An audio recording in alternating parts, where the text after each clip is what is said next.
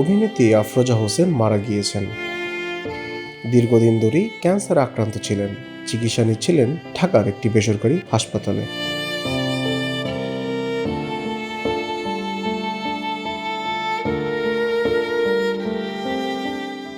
সুস্থ হয়ে আবার স্বাভাবিক জীবনে ফেরার ইচ্ছা ছিল তার, কিন্তু আর ফেরা হলো না।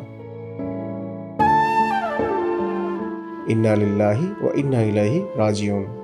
তার মৃত্যু তথ্য নিশ্চিত করেছেন অভিনয় শিল্পী মনিরা মিঠু। তিনি বেসরকারি উন্নয়ন সংস্থায় চাকরির ফাঁকে করতেন অভিনয়। 2008 সালে প্রথম অভিনয় শুরু করেন আফরোজা হোসেন। তিনি মামুনুর রশিদ, জাহিদ হাসান, কচি খন্দকার সহ অনেকে নির্মিত নাটকে অভিনয় করেছেন। অভিনেত্রী আফরোজা হোসেন দুই ছেলে রেখে গেছেন। বড় ছেলে ঢাকা বিশ্ববিদ্যালয়ের শিক্ষা ও গবেষণা ইনস্টিটিউট থেকে পড়াশোনা শেষ করে চাকরি করছেন। ছোট ছেলে একটি বেসরকারি বিশ্ববিদ্যালয়ে সাংবাদিকতা নিয়ে পড়াশোনা শেষে এখন চাকরি করছেন। সূত্র প্রথম আলো।